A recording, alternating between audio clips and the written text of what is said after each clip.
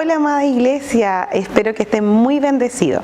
Quiero que leamos un pasaje juntos en esta hora. Se encuentra en Filipenses 4, versículo 4. Regocijaos en el Señor siempre.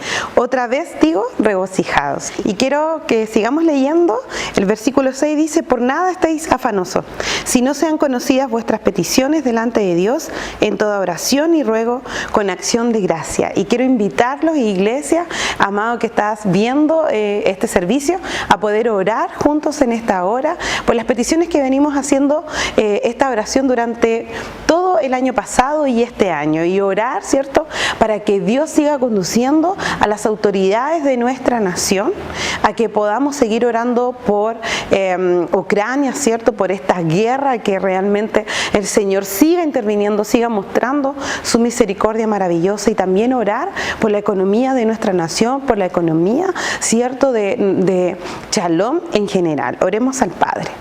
Señor, vamos delante de tu presencia, dándote muchas gracias, primeramente porque por nada debemos estar afanados, porque si te entregamos las peticiones delante de tu presencia, tú estás ahí para escucharnos, tú estás ahí para estar atento a nuestras necesidades, y queremos orar no por nuestras propias necesidades en este momento, sino que queremos orar, Padre, por Ucrania. Queremos interceder una vez más, Señor, por este país que se está viendo afectado con esta guerra, por esos niños que se están viendo afectados, por esos jóvenes, por esos adultos, por esas familias completas, Señor, que han perdido seres queridos, Señor, tras esta guerra. Ten misericordia y sigue mostrando tu mano misericordiosa, poderosa sobre esta nación, Señor. Detén, Padre, los lazos del enemigo que quieren seguir arrebatando las vidas, Señor, que quieren conocerte, que tú tienes un plan con ellos, Padre. Te pedimos, Señor, por esta nación. Sigue mostrando tu misericordia.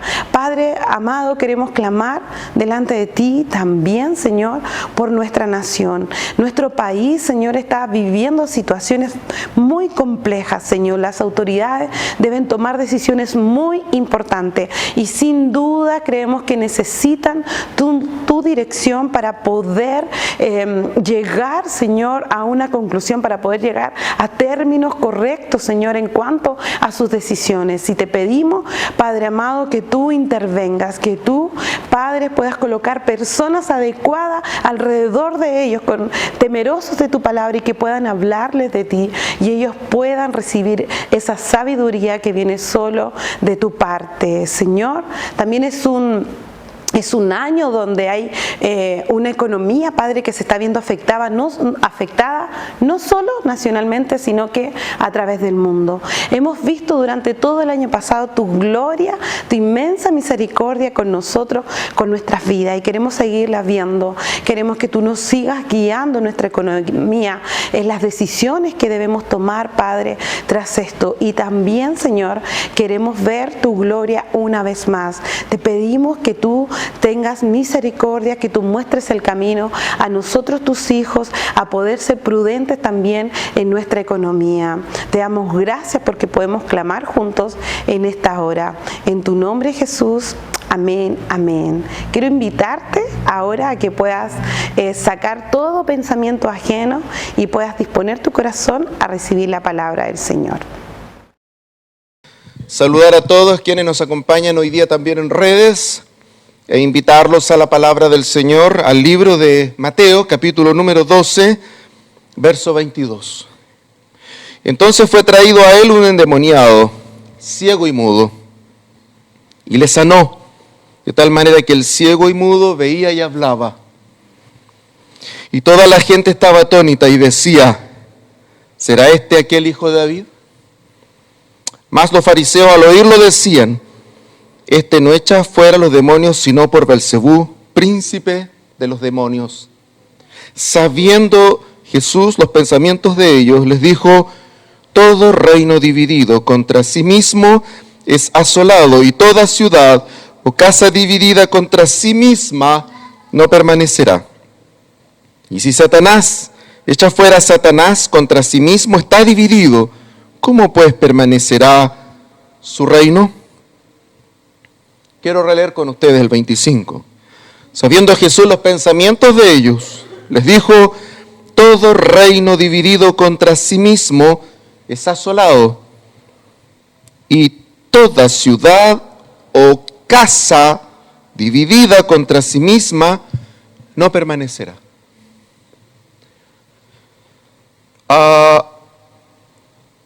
No recuerdo, como chileno, como parte de un país, como parte de nuestra cultura, no recuerdo en la historia reciente de mi país, de nuestro país, otro momento de mayor crisis del que estamos en este minuto viviendo. No tengo memoria, honestamente. Prácticamente podría compararse a los grandes quiebres de Chile y a sus grandes dolores, y que a veces uno olvida o quiere olvidar, pero pareciera ser que somos una sociedad que cada cierto tiempo busca estrellarse a sí misma, no logra todavía aprender que hay otras formas de poder avanzar. Lo cierto es que mientras escuchamos una cantidad de cosas y mientras somos testigos de acontecimientos que nos van haciendo pensar que el descrédito, la rabia, la desafectación son solo consecuencias de una realidad, mientras eso aumenta, ver tanta discusión, ver tanta pelea, ver tanto odio de lado y lado, tanta palabrota, preocupa. No solo preocupa por el momento país donde vemos que nuestra economía está en una situación muy delicada y nuestra convivencia también, sino que también preocupa por el futuro de nuestros hijos. Y me preocupa mucho eso. Nuestros hijos, nuestros nietos siguen acá. Entonces es preocupante en términos de cómo esas consecuencias van formando el sentido común de las personas y creando realidad en ellos. Porque la desunión, porque el enfrentar problemas desunidos es un suicidio. Porque la desunión, un descriterio distinto o simplemente no lograr comprender qué significa la unidad, es un suicidio en todos los ámbitos de la vida. No hay ningún proyecto humano, no existe ese proyecto humano que pueda prevalecer en desunión. Eso es imposible, no existe. El Señor Jesús, cuando nos habla de la creación y nos enseña del porqué y el para qué de la creación, lo hace en función siempre de ese gran complejo arquitectónico llamado acto creativo y que siempre estuvo en relación con un Dios que formó sistemas sobre sistemas y que están todos relacionados entre sí. No hay nada fuera de lugar en ninguna parte del universo, y menos en la tierra, y menos en una casa. El plan de Dios no es el aislamiento, el plan de Dios no es el vivir como ermitaños y lejos de todo, desafectados de todo un sistema. Dios nunca ha hablado de eso como su plan. Él siempre habla de una familia, Él siempre habla de un pueblo, Él siempre habla de una nación. Él siempre dice de toda lengua, tribu, nación o lengua. Y de eso, cuando llegue el fin del tiempo, nuestro Padre hará solo una familia, la familia de Dios. Hacia allá vamos. La eternidad es vivir con Él como familia de Dios, juntos, no separados de Él. Esta idea no solamente es un principio del reino, es la estructura básica de la iglesia. Es la estructura básica de un hogar. Es la estructura básica de un proyecto, cualquiera que sea.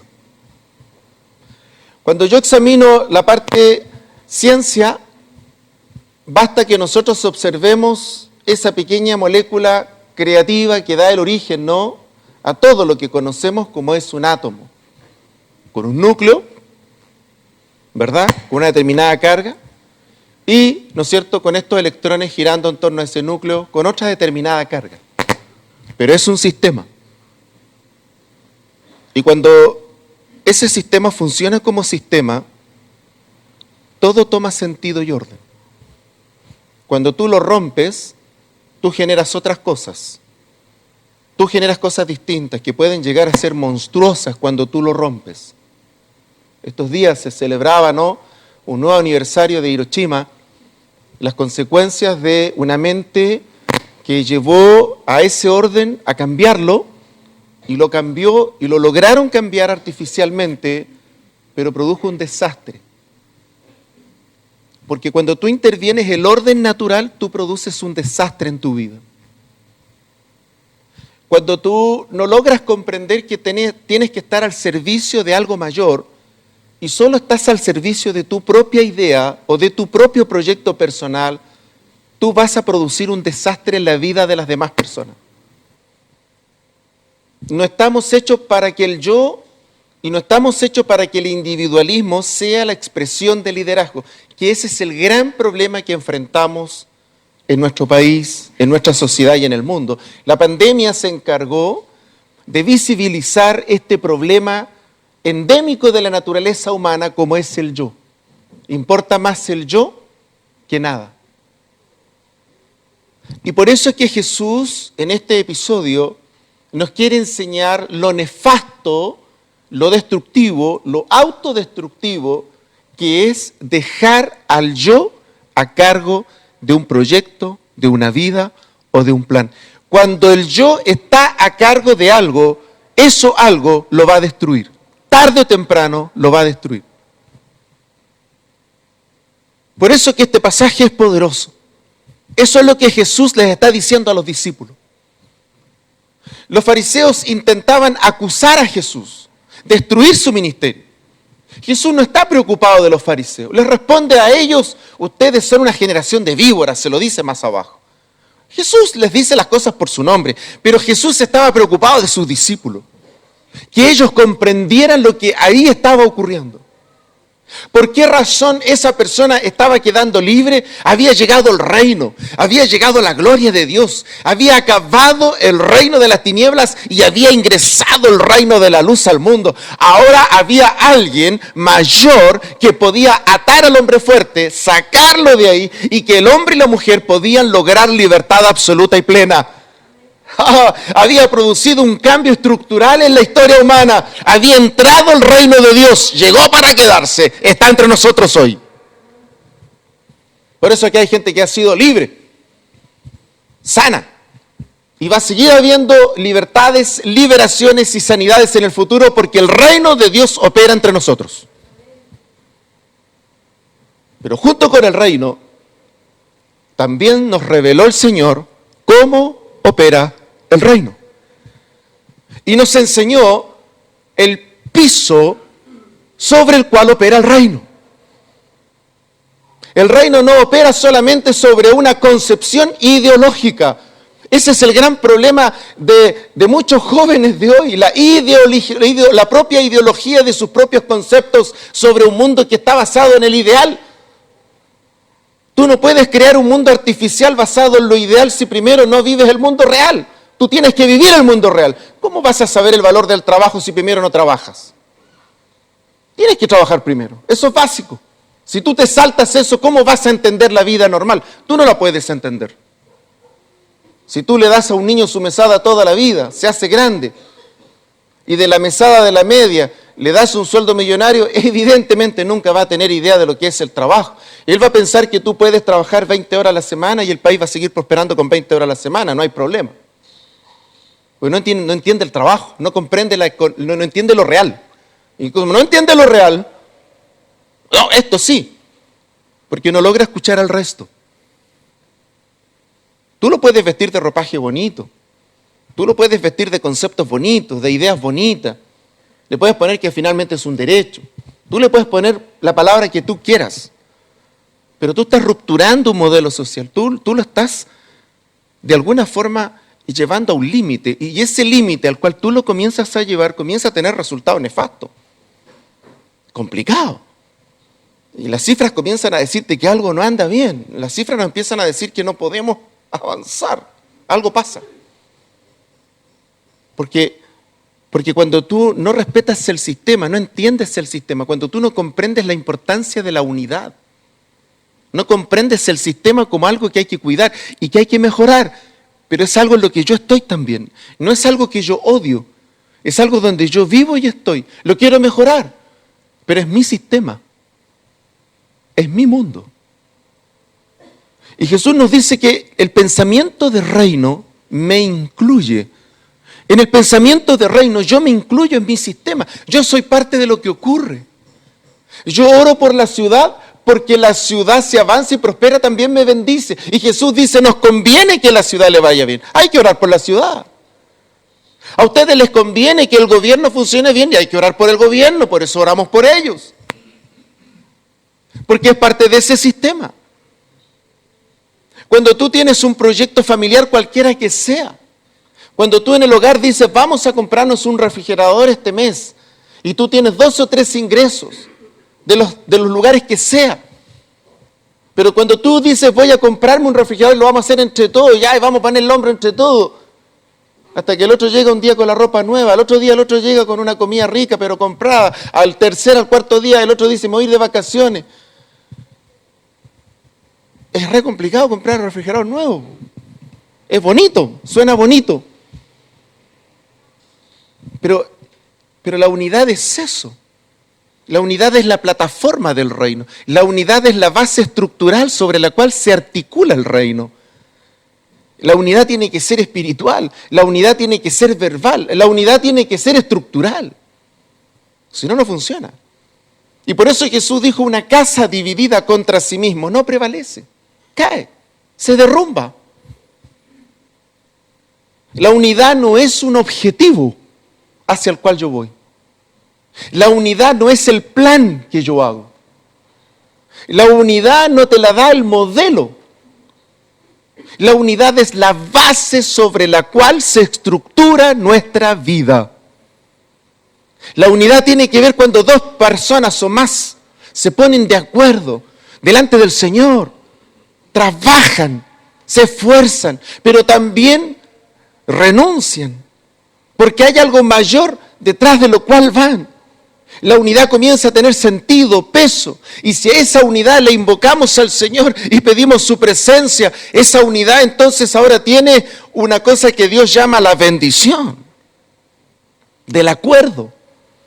Y tú no solamente tienes algo que vamos a hacer juntos, sino que lo vamos a hacer unidos. Entonces Dios dice que esa casa va a prevalecer.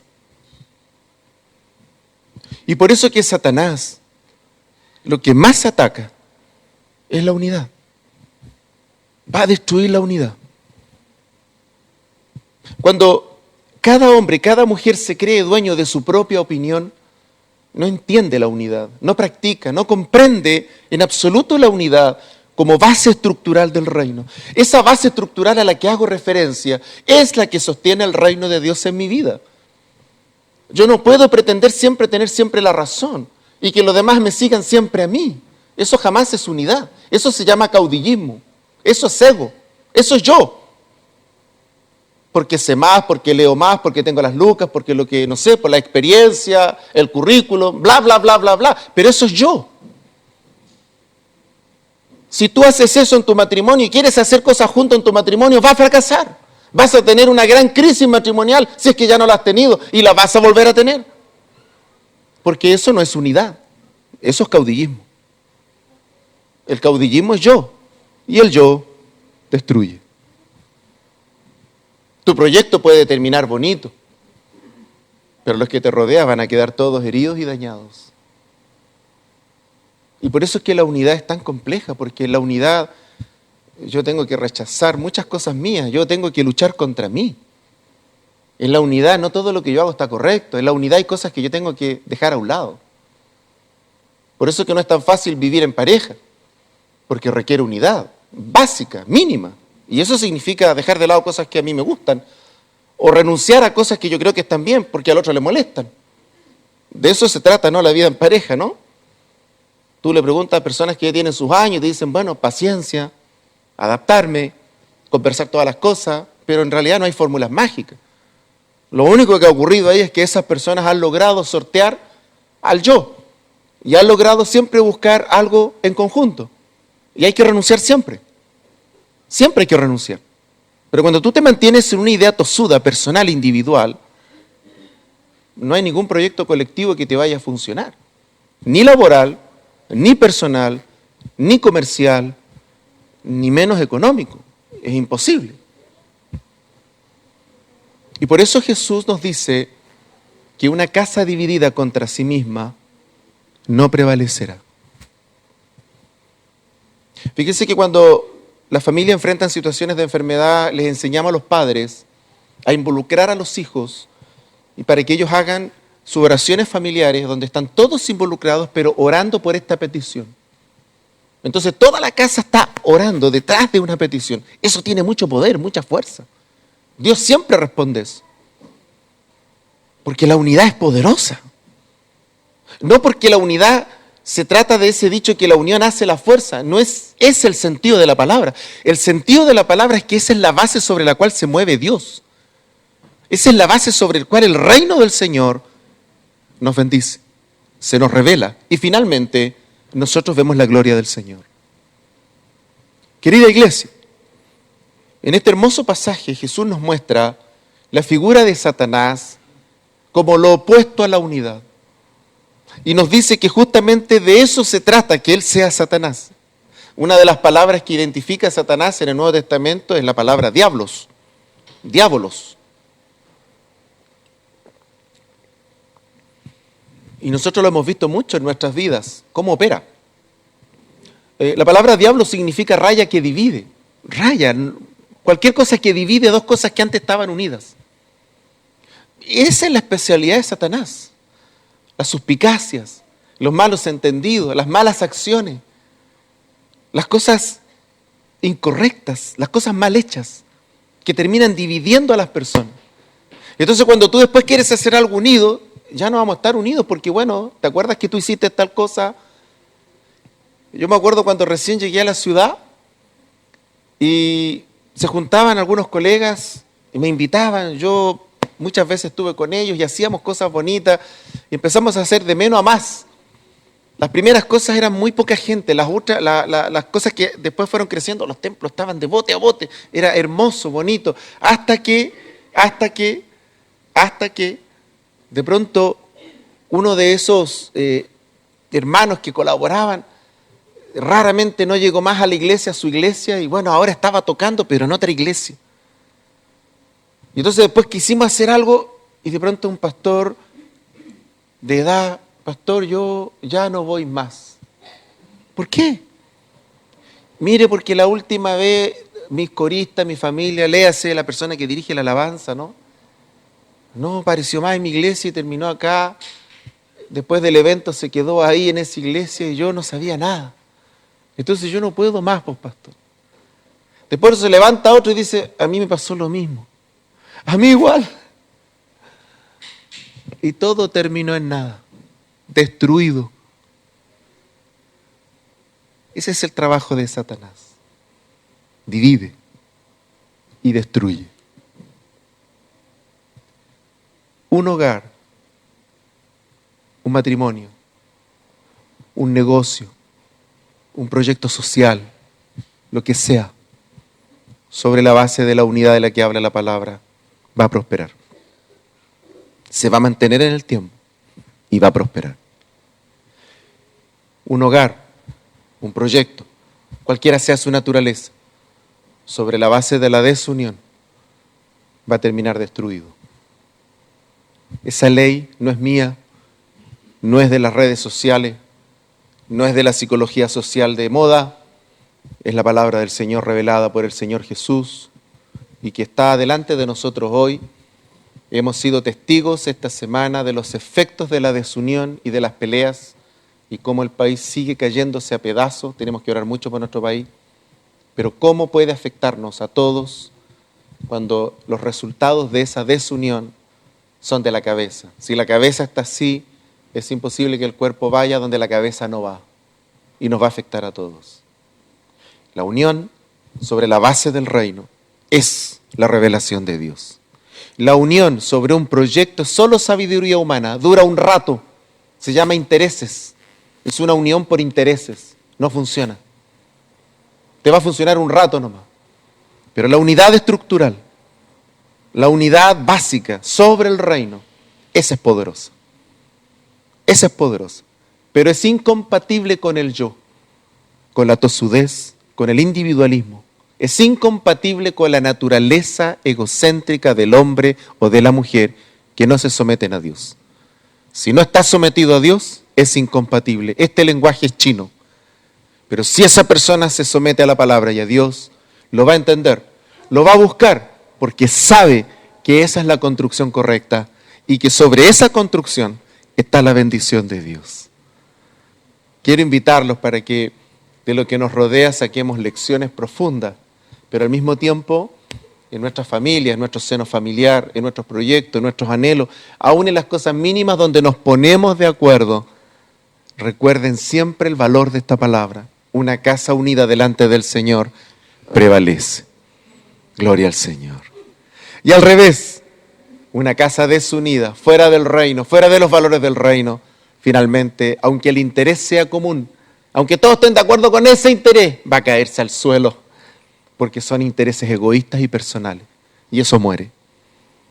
Que el Señor nos dé gracia, sabiduría, pero sobre todo sensibilidad a Él, a su palabra, para que siempre estemos dispuestos y disponibles a renunciar, a abandonar, a modificar conductas, a que el reino se establezca en nuestros corazones. Solo así el reino va a generar reino. El reino no genera reino a partir de conclusiones que son teóricas, verbales, sin que esté nuestro yo involucrado. Tiene que estar mi yo involucrado. Y yo tengo que renunciar a cosas también. Y yo tengo que abandonarlas por la unidad. La unidad no se logra con todo lo que yo traigo. Hay cosas que yo traigo que no me sirven y que van a dañar lo que yo tengo. Y por eso es que la unidad es lo contrario del ego, del yo. Y por eso Jesús dijo, una casa, un reino que está unido, prevalece. Durante este tiempo, el Señor nos ha venido inquietando por esta extrema necesidad. Tenemos ataques por todos lados, la familia está siendo bombardeada por todos lados. Y tenemos que pedir al Señor la unidad básica sobre nuestras casas, nuestros hogares, pero también sobre todo lo que nosotros tenemos y poseemos. Que el Señor nos permita tener, poseer, sobre todo disfrutar, pero en unidad. Teniendo clara la unidad como un anhelo del corazón de Dios. A Él le gusta la unidad. Dios ama la unidad. Padre, que sean uno. Como tú y yo somos uno, así también Él oró por nosotros, para que nosotros también sigamos ese ejemplo de unidad. ¿Han leído alguna vez en la Biblia que Jesús haya dicho esto? Papá, yo no estoy de acuerdo contigo, yo opino que eso que tú dices ya pasó. ¿Han leído alguna vez un pasaje donde Jesús le pone los puntos sobre la i al papá? Yo nunca. ¿Han leído algún pasaje de la Biblia donde Jesús cuestione al papá por todo lo que hizo? Oye, papá, yo no estoy de acuerdo con tu plan. Nunca. Jesús dijo que sean uno, como tú y yo somos uno. Ese es el reino, ese es el corazón del Padre y ese es el corazón de Dios. Si ustedes quieren hijos e hijas que sean unidos, primero entre ellos y unidos entre sí y unidos con toda la casa, lo primero es que yo y la mujer y yo, tengo que ser unidos. Es básico. Si yo quiero que la iglesia sea unida, mi casa tiene que estar unida. Si no está unida mi casa, la iglesia no puede estar unida, imposible. La unidad es eso, es una forma de vida. Y por eso es tan importante lo que esta mañana la palabra nos enseña. Que los ejemplos que estamos viendo en lo que nos rodea, en nuestro país, nos ayuden a entender lo nefasto, lo destructivo, el daño que trae el yo, el individualismo. No nos va a llevar a nada bueno. No hay nada bueno detrás del yo. Pero hay mucha bendición detrás de la unidad. ¿Por qué? Porque la unidad es el corazón de Dios. Es el modelo de Dios. Eso es lo que Dios ha querido siempre. La unidad. Así como tú y yo somos uno, así, Padre, que ellos también sean uno. ¿Podríamos orar en esta mañana por eso? ¿Les parece? La unidad tiene amenazas hoy día, ¿verdad? Una gran amenaza de la unidad, los intereses personales, por sobre los intereses de otros. Es que para mí esto es más importante. Es que como para mí esto es lo más importante, yo descalifico lo tuyo, no me interesa. Te hago bullying con lo tuyo. Es un problema generacional tremendo. Nosotros nos impresiona ver eso en todos lados. Tú prendes la televisión y ves eso. Como lo mío es lo importante, lo tuyo no. Entonces yo destruyo lo tuyo, freno lo tuyo. Y el Señor dice, bueno, ¿y cuándo la unidad? La unidad no es que todos vayan detrás de tu proyecto. Eso es caudillismo, liderazgo, como quieras tú llamarle, pero eso no es unidad, eso no es reino, eso es ego. La unidad es cuando yo comprendo el modelo de reino, y el modelo de reino, que por eso yo primero estoy muerto. Estoy muerto, yo no puedo construir el reino de Dios sobre Joctán, tiene que estar muerto Joctán. El reino tiene que construirse sobre el cadáver de Joctán, que es distinto. Entonces van a haber cosas que van a servir y cosas que no sirven nomás. Simple. No tiene tanta ciencia, no hay que detenernos tanto. Pero es que yo creo que no sirve nomás.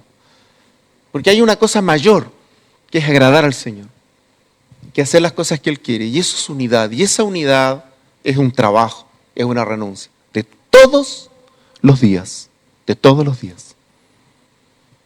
Oremos en esta mañana y pidamos al Espíritu Santo que nos dé siempre la claridad del Señor para poder desarrollar esto y que las cosas que hacemos, y lo mismo, ¿no es cierto?, padres, madres, aprovechen cada momento que tengan, sobre todo cuando hay momentos especiales en la casa, no le oculten información a sus hijos, la conversan a la edad de ellos e invítenlos a orar, que ellos desde pequeño aprendan el poder que tiene el juntarse, la unidad en la oración, en la búsqueda, en pedir a Dios.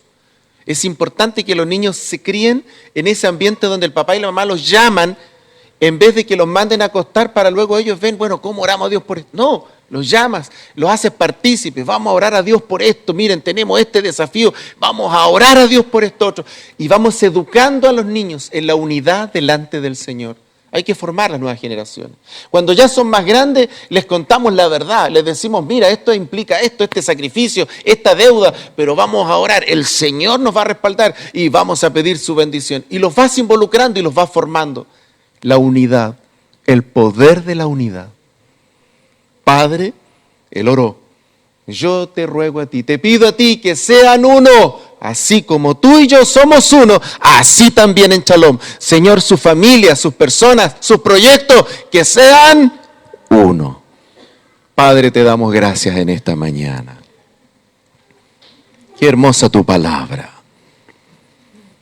Qué respuesta más preciosa, más actual a todo lo que nos rodea y a todas las noticias, especialmente en lo que afecta a nuestro país y a las cosas que estamos viendo con mucha tristeza. Oramos en esta mañana, Señor, para que tu palabra abra nuestros ojos del entendimiento, nuestras conciencias. Ayúdanos a que Cristo Jesús y no nosotros se formen en nuestras vidas. No nuestro yo, nuestro ego o nuestras fuerzas. Porque eso finalmente no solo cansa y agota, sino que destruye, afecta lo que nos rodea. Oramos en esta mañana por cada hogar, cada familia, cada proyecto, cada anhelo. Oramos, Señor, por los que se están formando. Oramos por cada padre y madre que debe formar a otras generaciones. Oramos para que la unidad, tal como el Padre, tal como el Hijo son uno. Señor, oramos por esa oración tuya. En esta mañana también la hacemos nuestra.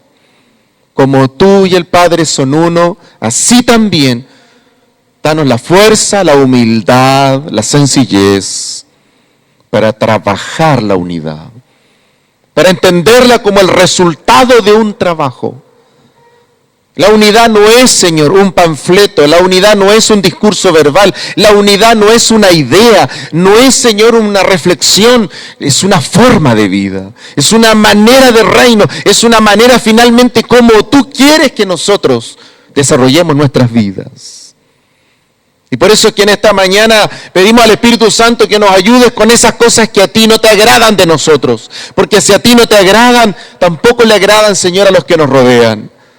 Señor, si hay cosas que a ti te desagradan de nosotros, ¿cuánto más no le desagradarán a las personas que nos rodean? Y por eso en esta mañana no queremos primeramente orar por las cargas de otros, los problemas de otros, sino los nuestros, y pedirte perdón por esas cosas, Señor. Y rogamos tu ayuda, Espíritu Santo, para entender tu llamado. La palabra es la que nos llama, no nuestra conciencia, a la unidad. Y esta mañana, Señor, al ver todo lo que nos rodea, queremos rogarte, Señor, que en nosotros la historia sea distinta, sea la historia de tu reino y de tu palabra. Ayúdanos a cada uno para contribuir, trabajar a esa unidad personal, familiar, laboral, económica, sobre el proyecto, sobre el negocio, sobre el trabajo. No importa el área que sea, Señor, aun si es sobre las cosas más sensibles, nuestras emociones, nuestros sentimientos. Oramos en esta mañana, Padre, para que el Espíritu Santo a cada uno de nosotros nos dé la fuerza, pero también la claridad para renunciar, avanzar hacia ti y comprender el valor de la unidad. Así como tú y el Padre son uno, en esta mañana pedimos nosotros también ser unos delante de ti, para la gloria de Jesús. Amén.